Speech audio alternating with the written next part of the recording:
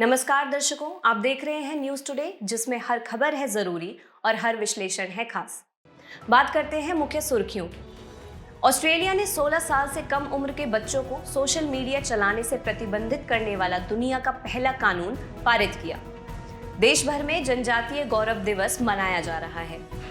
खान मंत्रालय ने अब तटीय क्षेत्रों में खनिज ब्लॉक्स की नीलामी की पहली किस्त शुरू की। टैक्स जस्टिस नेटवर्क द्वारा state of tax justice 2024 report जारी की गई। अंतर्राष्ट्रीय श्रम संगठन ILO ने वैश्विक वेतन रिपोर्ट 2024-25 जारी की। केंद्रीय वित्त मंत्रालय के अनुसार वित्त वर्ष 2024 में यूनिफाइड पेमेंट्स इंटरफेस UPI धोखाधड़ी के मामलों में 85% की वृद्धि दर्ज की गई। चलिए बुलेटिन की शुरुआत करते हैं और रुख करते हैं आज की पहली मुख्य खबर की ओर। ऑस्ट्रेलिया ने 16 साल से कम उम्र के बच्चों को सोशल मीडिया चलाने से प्रतिबंधित करने वाला दुनिया का पहला कानून पारित किया। नए कानून के तहत टिकटॉक, मेटा जैसी तकनीकी कंपनियों को अपने प्लेटफॉर्म्स पर 16 साल से कम उम्र के बच्चों के अकाउंट्स को ब्लॉक करना होगा, अन्यथा उन्हें जुर्माना भुगतना पड़ेगा। साथ ही उन्हें सोशल मीडिया की लत से बच्चों की सुरक्षा सुनिश्चित करने के लिए अपने प्लेटफॉर्म पर सामाजिक जिम्मेदारी तय करनी होगी। आइए सबसे पहले बच्चों में सोशल मीडिया की लत की वजह जान लेते हैं। सोशल मीडिया द्वारा मस्तिष्क के रिवॉर्ड सर्किट का दुरुपयोग।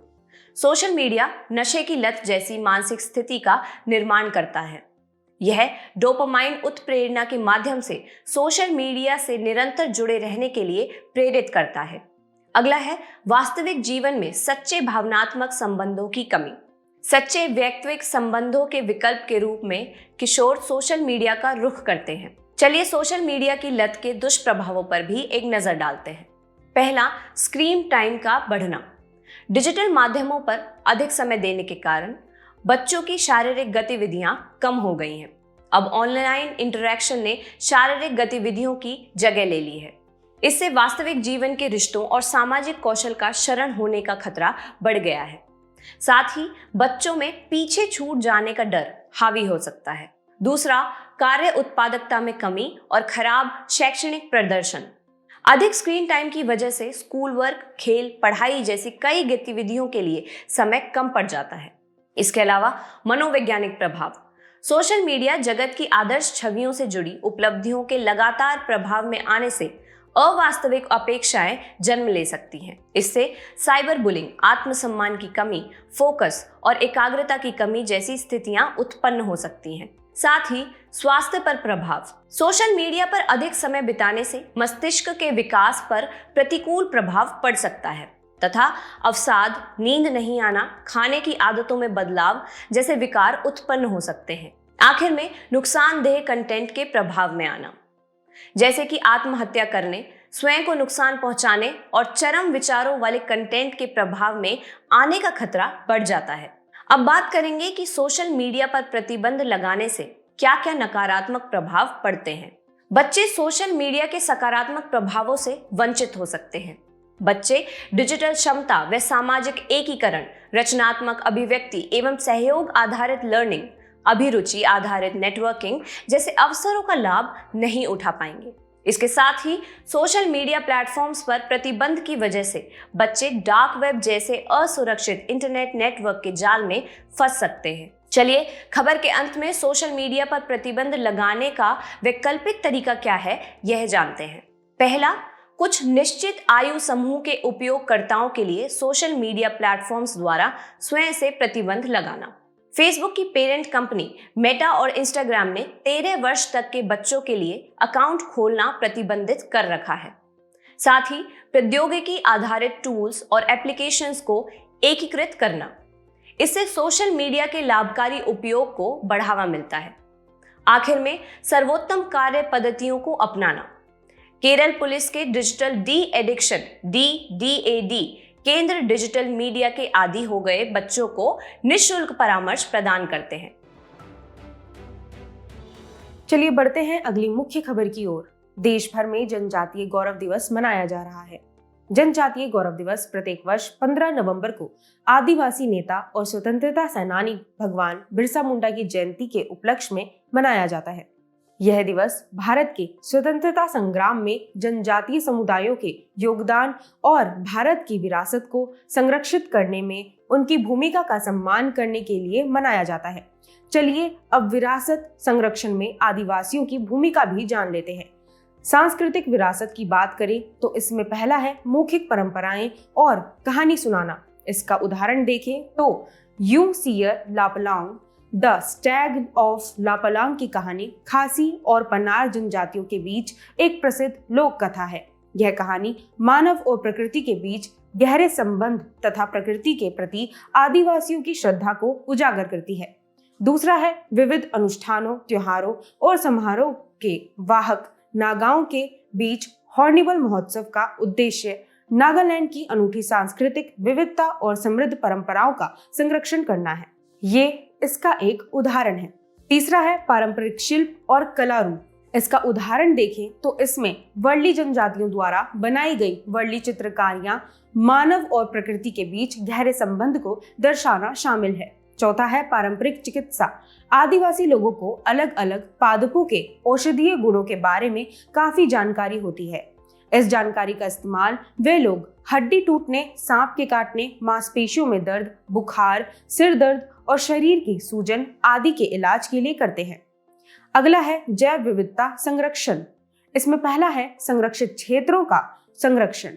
इसमें बिल्लीगिरी रंगास्वामी मंदिर BRT वन्य जीव अभयारण्य कर्नाटक में सेल्लिगस जनजातियां वन पारिस्थितिकी के संरक्षण के लिए पारंपरिक ज्ञान का उपयोग करना शामिल है। दूसरा है पवित्र प्राकृतिक स्थल।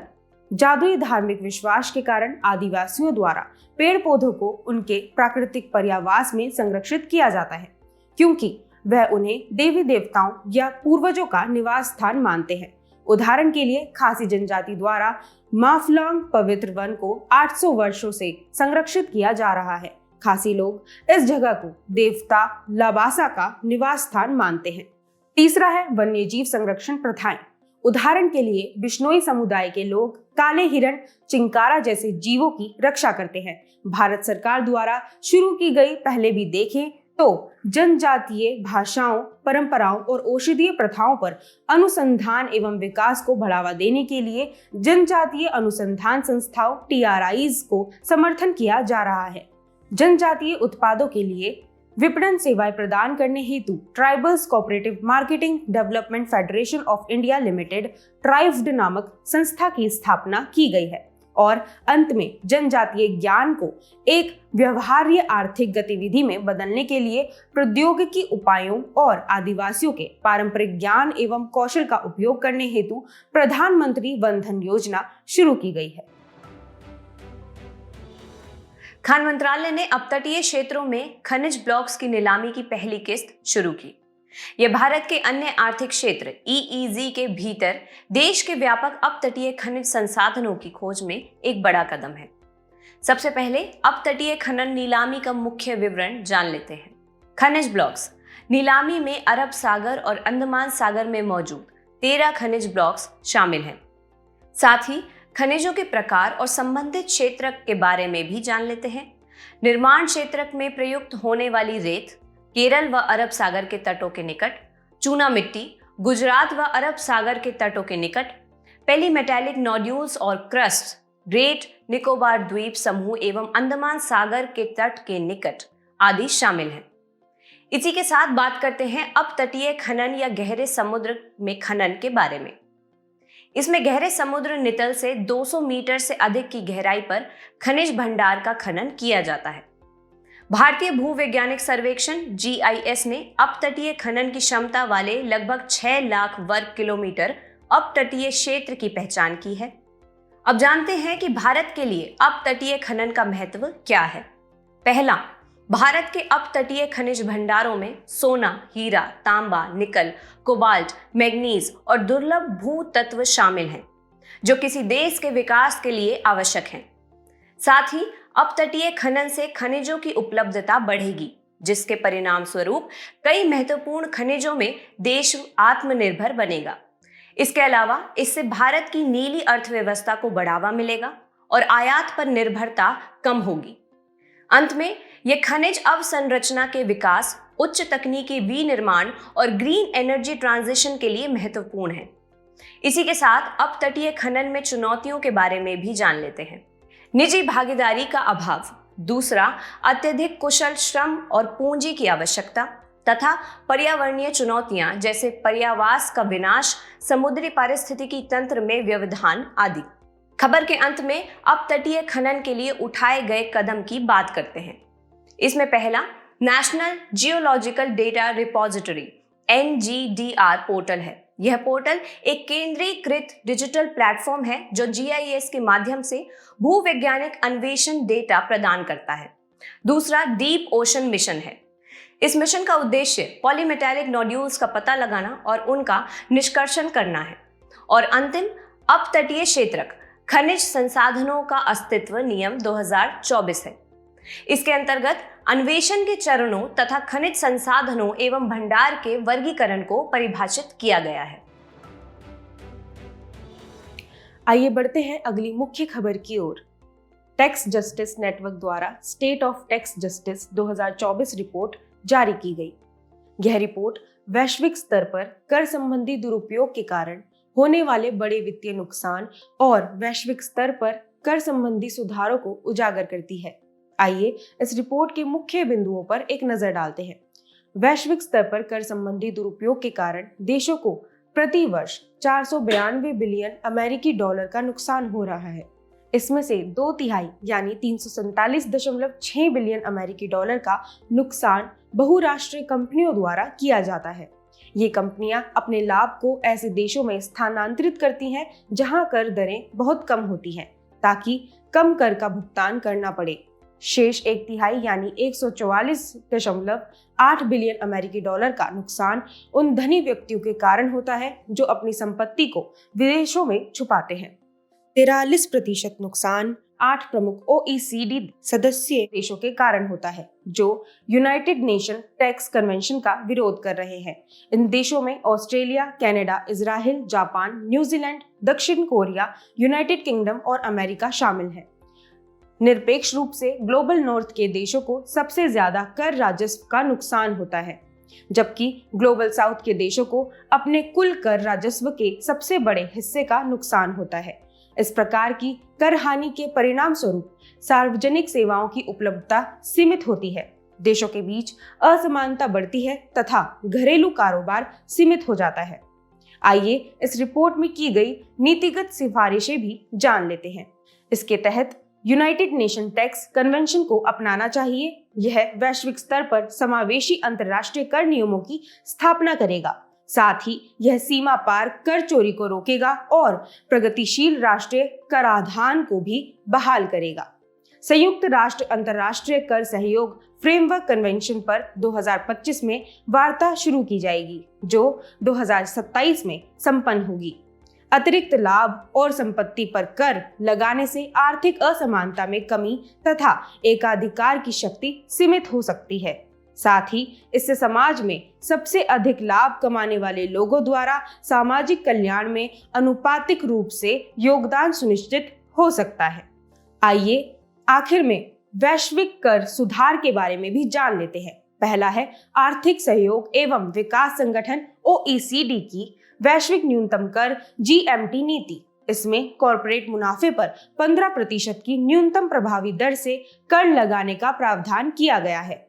दूसरा है OECD की आधार शरण और लाभ साझाकरण BEPS कार्य योजना। यह कर की चोरी से निपटने के लिए सरकारों को साधन उपलब्ध कराती है। तीसरा है OECD का कॉमन रिपोर्टिंग स्टैंडर्ड CRS। यह वित्तीय खातों के बारे में सूचना के स्वचालित आदान प्रदान की सुविधा देता है। चलिए बढ़ते हैं अगली खबर की ओर। अंतर्राष्ट्रीय श्रम संगठन ILO ने वैश्विक वेतन रिपोर्ट 2024-25 जारी की। यह विश्व भर में वेतन की प्रवृत्तियों पर विस्तृत जानकारी प्रदान करती है। साथ ही वेतन संबंधी असमानता और वास्तविक वेतन वृद्धि में परिवर्तन को भी उजागर करती है। चलिए खबर की शुरुआत करते हैं और रिपोर्ट के मुख्य बिंदुओं पर एक नजर डालते हैं। सबसे पहले है वेतन वृद्धि संबंधी रुझान। इसके अंतर्गत वैश्विक स्तर पर 2022 में गिरावट के बाद 2023 में वैश्विक वास्तविक वेतन वृद्धि बहाल हुई है। वहीं क्षेत्रीय स्तर पर शेष विश्व की तुलना में एशिया व प्रशांत, मध्य और पश्चिमी एशिया तथा पूर्व यूरोप में औसत वेतन तेजी से बढ़ रहा है। गौरतलब है कि लगभग 9.5% भारतीय कामगार कम वेतन पाने वाले कामगार हैं। दूसरा है श्रम संबंधी आय असमानता के रुझान। इसके अंतर्गत वेतन असमानता में वैश्विक स्तर पर गिरावट देखी गई है। हालांकि यह निम्न आय वाले देशों में सबसे अधिक है और उच्च आय वाले देशों में सबसे कम है। वहीं अनौपचारिक अर्थव्यवस्था में वेतन वितरण के निचले स्तर पर महिलाओं और श्रमिकों का प्रतिनिधित्व अधिक है। साथ ही औपचारिक रोजगार के अवसर पर्याप्त रूप से न बढ़ने के कारण अनौपचारिक रोजगार में निरपेक्ष रूप से वृद्धि हुई है। तीसरा है श्रम उत्पादकता 1999 से लेकर 2024। इसके अनुसार उच्च आय वाले देशों में यह वास्तविक वेतन की तुलना में अधिक तेजी से बढ़ी है। आइए अब आगे की राह पर भी एक नजर डालते हैं। सबसे पहले अनुसंधान में वृद्धि। इसके अनुसार असमानता में परिवर्तन को मापने और उसका अनुमान लगाने के लिए बेहतर डेटा एवं सांख्यिकी का उपयोग किया जाना चाहिए। दूसरा, वेतन में असमानता को कम करने के लिए राष्ट्रीय रणनीतियां। वेतन को आर्थिक कारकों के साथ साथ कामगारों और उनके परिवारों की जरूरतों को ध्यान में रखकर निर्धारित किया जाना चाहिए। साथ ही वेतन संबंधी मानक लैंगिक समानता, समता और गैर भेदभाव को बढ़ावा देने वाले होने चाहिए। इसके अलावा कर और सामाजिक हस्तांतरण के माध्यम से आय का पुनर्वितरण करना चाहिए। इसे ऐसी नीतियों के साथ लागू किया जाना चाहिए जो उत्पादकता, गरिमापूर्ण कार्य और अनौपचारिक अर्थव्यवस्था को औपचारिक बनाने में सहायक हो। चलिए खबर के अंत में बात करते हैं पाल्मा अनुपात असमानता के बारे में। पाल्मा अनुपात असमानता को मापने का एक तरीका है। इसमें वेतन के मामले में शीर्ष पायदान पर मौजूद 10% आबादी के प्रति घंटा कुल वेतन को निचले पायदान पर मौजूद 40% आबादी के प्रति घंटा कुल वेतन से विभाजित किया जाता है। चलिए बढ़ते हैं आज की अंतिम मुख्य खबर की ओर। केंद्रीय वित्त मंत्रालय के अनुसार वित्त वर्ष 2024 में यूनिफाइड पेमेंट्स इंटरफेस (यूपीआई) धोखाधड़ी के मामलों में 85% की वृद्धि दर्ज की गई। 2022-2023 से यूपीआई से जुड़ी धोखाधड़ी के 2.7 मिलियन मामले दर्ज किए गए हैं। इन मामलों में कुल लगभग 2100 करोड़ रुपए का नुकसान होने का अनुमान है। यूपीआई के यूजर्स की संख्या और कुल लेन देन बढ़ने के साथ ही इससे जुड़ी धोखाधड़ी की संख्या भी बढ़ रही है। डिजिटल या यूपीआई लेन देन और वित्तीय धोखाधड़ी की बढ़ती संख्या की बात करें तो वित्त वर्ष 2024 में यूपीआई के जरिए संख्या के मामले में 131.12 बिलियन लेन देन किए गए, जिनका कुल मूल्य 200 ट्रिलियन रुपए था। वर्तमान में 400 मिलियन से अधिक unique users real time payment के लिए यूपीआई का उपयोग करते हैं। आरबीआई की वार्षिक रिपोर्ट के अनुसार 2022-23 की तुलना में 2023-24 में वित्तीय धोखाधड़ी में 166% की वृद्धि दर्ज की गई है। चलिए डिजिटल लेन देन के समक्ष चुनौतियां भी जान लेते हैं। पहला है साइबर सुरक्षा। भारतीय साइबर अपराध समन्वय केंद्र यानी कि I4C के अनुसार पिछले 3 वर्षों में डिजिटल वित्तीय धोखाधड़ी का आंकड़ा 1.25 लाख करोड़ रुपए का रहा है। दूसरा है थर्ड पार्टी जोखिम।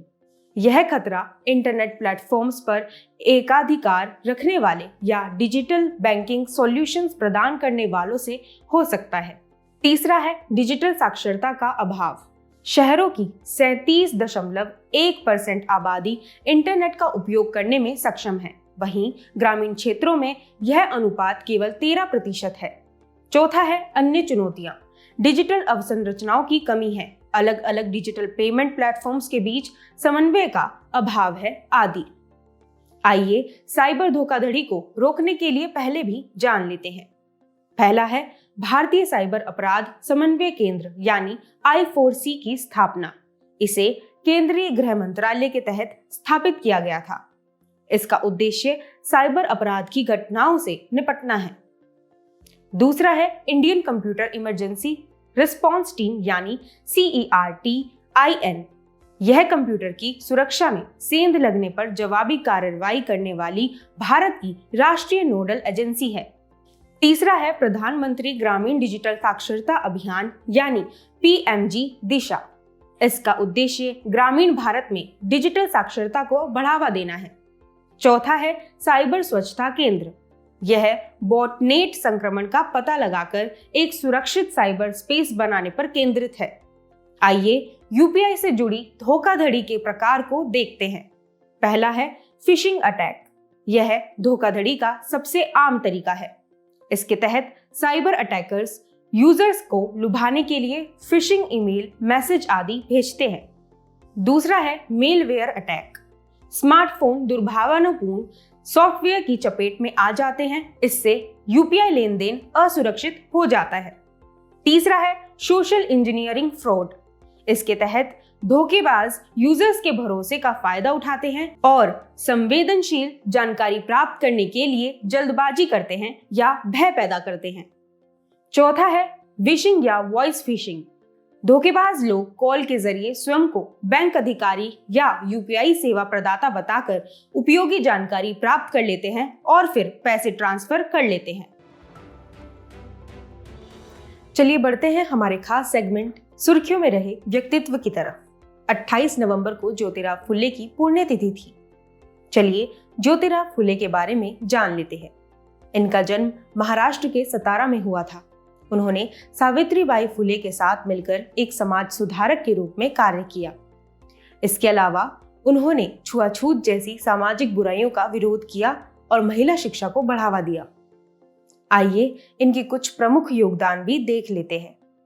ज्योतिराव फुले ने अपनी धर्मपत्नी की मदद से 1848 में पुणे में तात्या साहेब भिड़े के निवास स्थान पर लड़कियों के लिए पहला स्कूल शुरू किया।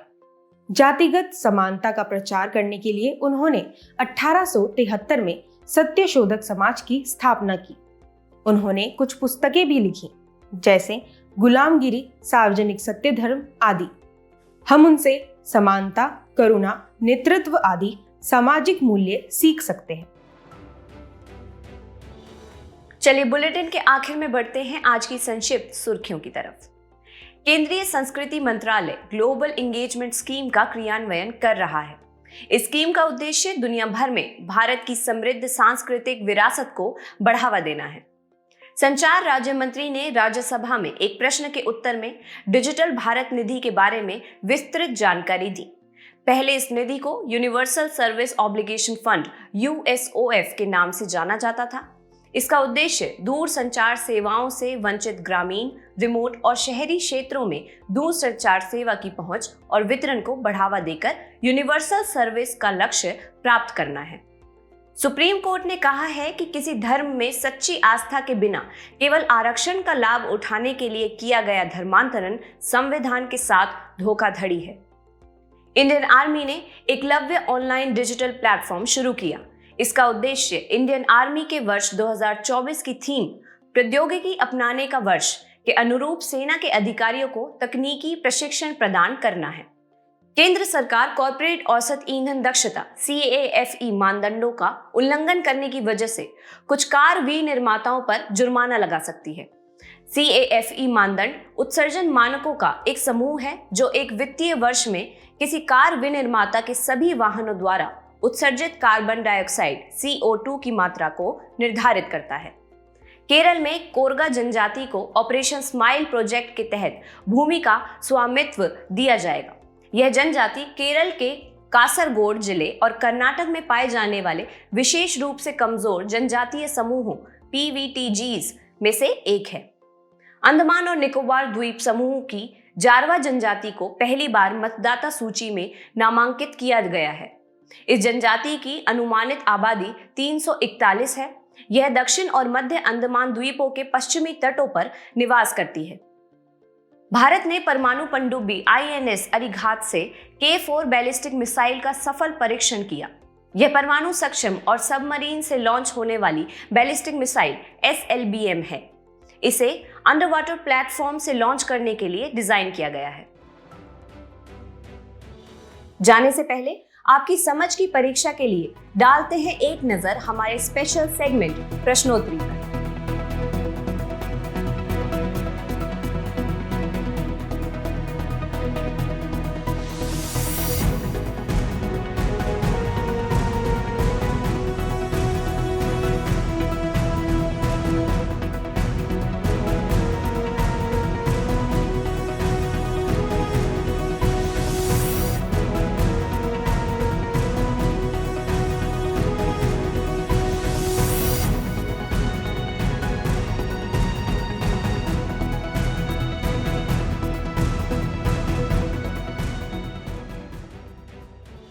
हमसे जुड़ने के लिए आपका धन्यवाद। उम्मीद है न्यूज़ टुडे का यह बुलेटिन आपको पसंद आया होगा। न्यूज़ टुडे की पीडीएफ को डाउनलोड करने के लिए और आज की क्विज के उत्तर के लिए डिस्क्रिप्शन में दिए गए लिंक्स पर क्लिक कीजिए।